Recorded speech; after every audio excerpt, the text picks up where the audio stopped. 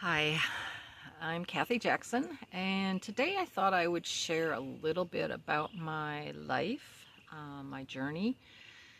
Some people wonder, how did you get to where you are today, and how did you find your voice again? And it's been a very intense, difficult journey for sure. And if I look at where it all began, um, from the very beginning, there was a target on my soul.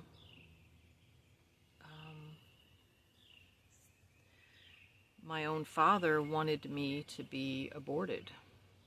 He felt very inadequate when it came to being a father, and he wanted my mom to get rid of me. She obviously chose the other option, and but that was the beginning of my trials of having to overcome a lot of opposition and attack. As a teenager, I was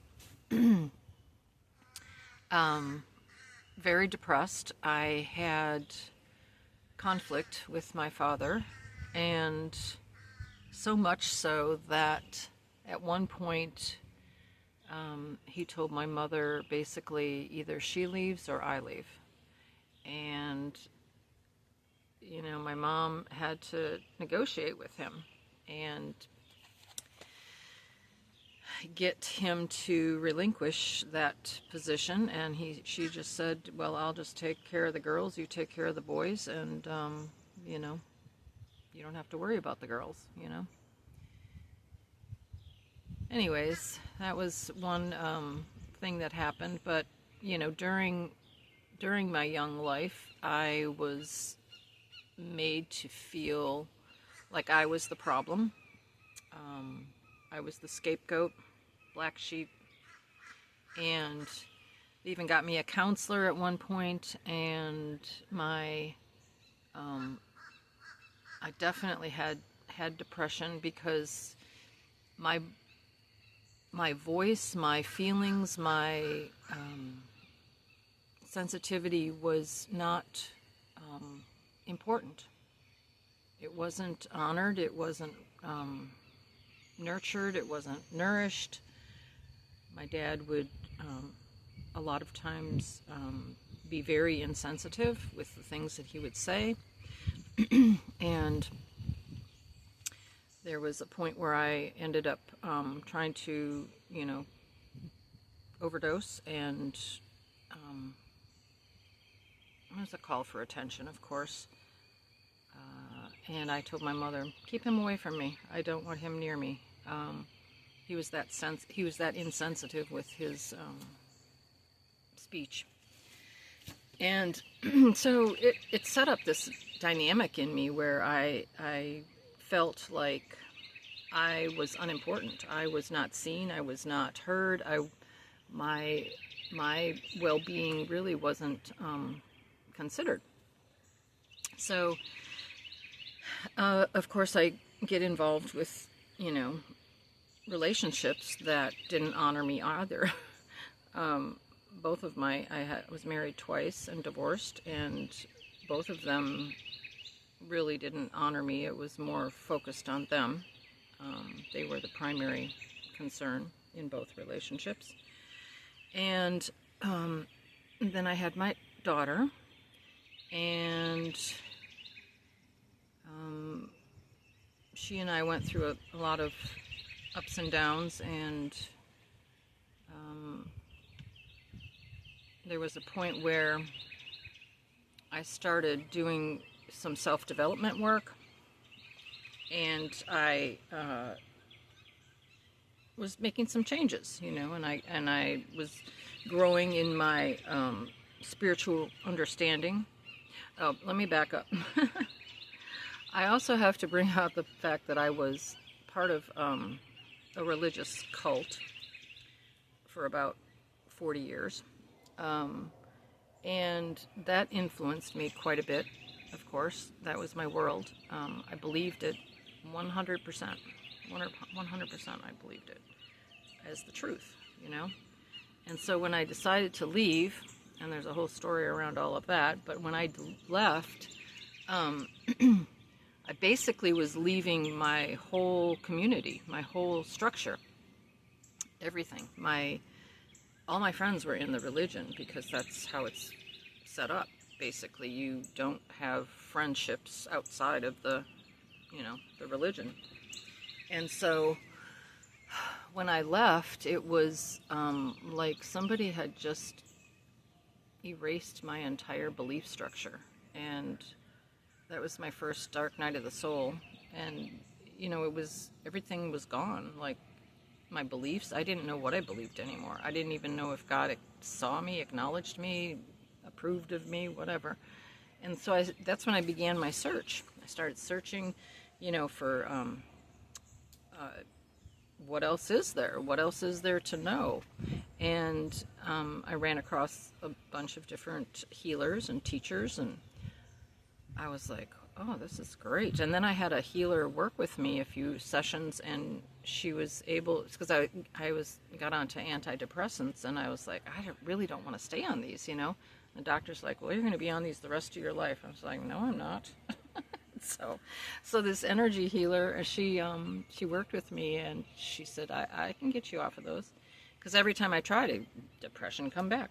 Anyway, so she worked with me, and I was able to wean myself off the medication, and the depression was gone. I was like, thank you. I'm like, I believe in this energy stuff now, and so I would learn more about different techniques, emotional freedom technique, tapping. Then I got into access consciousness and did the bars method and all of those types of healing. And as I was doing that, my family was really not very happy. They were very, they just didn't understand it. They thought it was, spiritism, voodoo, whatever, like the religion teaches, don't get involved in spiritistic practices, blah, blah, blah, blah. So they viewed it in a negative light. And then there was other things going on. But so when I left the religion and my family rejected me, it was like I was pretty much on my own, like literally.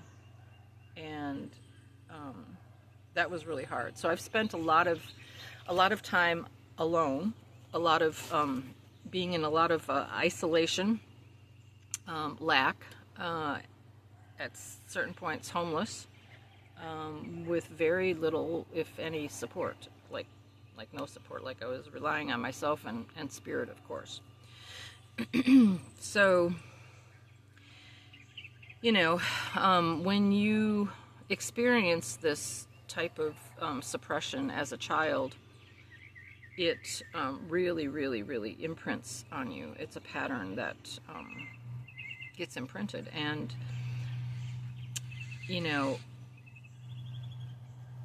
as the scapegoat, the black sheep of the family, my family kind of saw me in that light, and they never really let me get out of that role, that box, and no matter how much I changed or was different, they still viewed me through that lens. And so little by little, I grew and became more empowered. But the thing that I had to really face was that my family was keeping me suppressed and limited, and particularly my daughter, because she had a projected view of me that was keeping me in confusion, doubt, lacking clarity, lacking power. She, projected that viewpoint onto me, blamed, shamed, and guilted me. And I had to come to recognize that that relationship was actually holding me back and being very destructive. And I can go into more detail at another time with all of that, because that's a whole nother a whole nother subject. But I've been guided all along by my higher self, by spirit, because as you release all of the mental construct, the programming, the patterning, the ways of thinking, the belief structures, when you're releasing all of that, you get more in touch with your higher self, your connection to God, spirit, source, and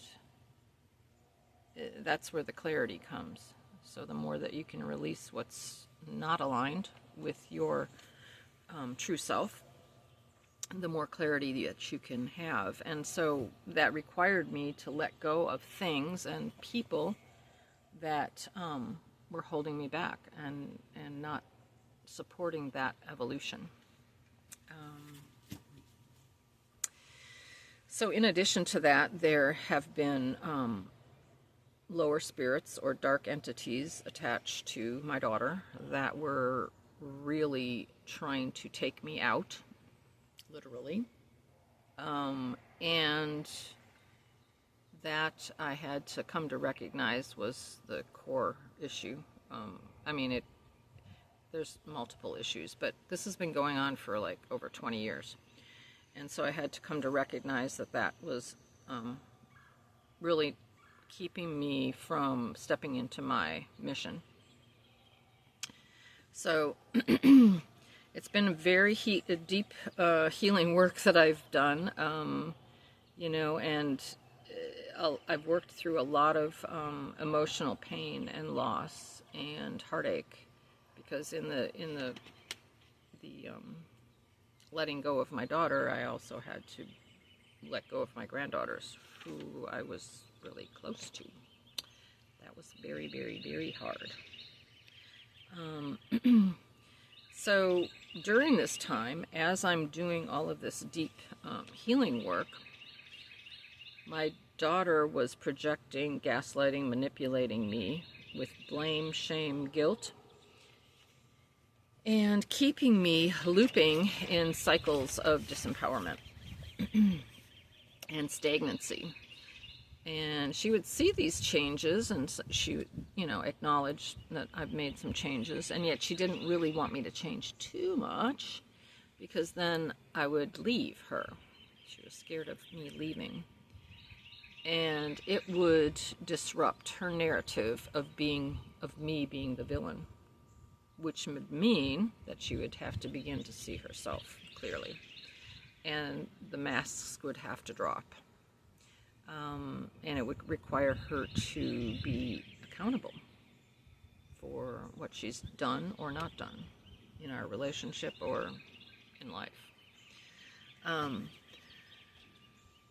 So, if you're unprepared to do that, you are going to project. You're going to project onto the other person that they are the bad guy. They are the reason for your whatever discomfort in life. But now that I'm gone, she can't really do anything. I mean, you got to look at yourself now. It's can no longer blame me. I mean, it's your responsibility. I had to heal all of my wounding from my childhood, and that's the work. So I've learned a lot. I've grown a lot. I've become empowered. My voice is very strong, and I will speak about my experiences. And there is no one on this entire planet that's going to stop me. I've been stopped before because of pressure, a lot of pressure to stay small, to stay dim, and I'm no longer willing to do that. I am stepping into my power, and I do have a voice, and I will use it. I will use it. And I'm going to use it in helping others to find their voice, to step into their power, to no longer be suppressed in a box and kept small and limited by people around them, by their structures, by their belief structures. So the things that keep people disempowered is all the structures of the matrix: religion, family, politics. I think those are the main ones. Yes, but religion and family, yeah, they will mess you up more than anything. More than anything. So there is life beyond family, and there is life beyond religion. Trust me, there is. And we're here to expand the consciousness of the planet and of humanity. And that requires stepping out of the structures and withdrawing your attention, your support, your... Yeah. So that's what I hope people to do, is to learn how to let go of these constructs. And I'm here to assist. If you would like to have any help in these areas with regards to family, narcissism, codependency, emotional abuse, all of that stuff. That's my specialty. I've become very proficient at helping with that because I've walked through it myself. I know all about it. I know how difficult it is. And I know what it takes to transform that. Because it is a transformation, and you have to be willing to do the work. And I find that most people find it difficult because it's painful, for one, and it's time consuming.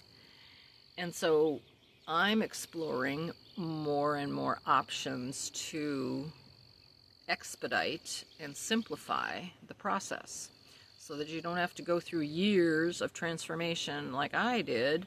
We can, and the consciousness is raising on the planet, so it's everything, and everything's accelerating. Everything's going much faster than it used to, so you're not going to have to take years and years.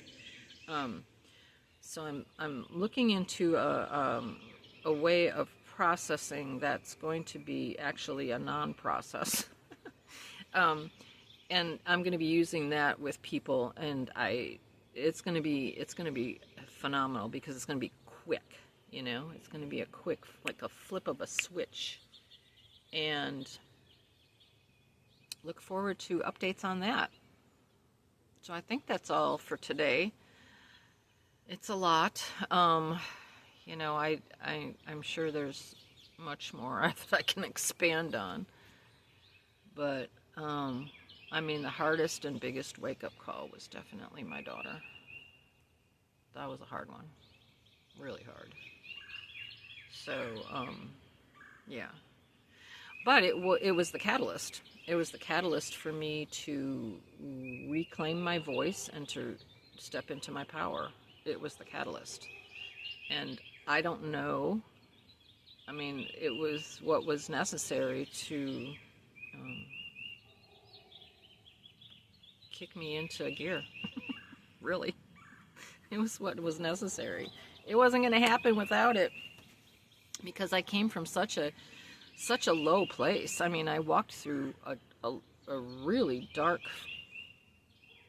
family lineage, and that's what I came here to do, to transmute that, transform that for this family lineage. And you know, more and more I'll be speaking about who I am and what I'm here to do on the planet, because it is I'm being informed that it's going to be global. Like, oh my God. All right, I think I'm going to stop before I get too crazy. Anyways, hope you all enjoyed this, and please let me know what you think in the comments. Let me know where you're at on your journey. And if you'd like some assistance, please feel free to reach out. I'll put my links down below, how you can contact me.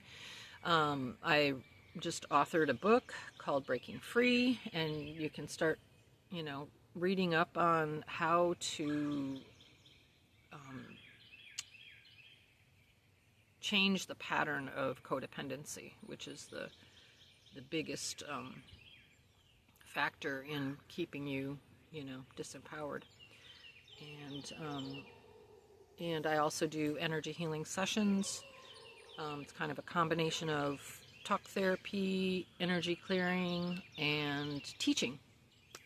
So feel free to reach out. It'll be on my website, the calendar, to sign up for sessions. And I look forward to connecting. And please leave a comment and a like and subscribe. And I will talk to you again later. All right. Have a great day. Thanks.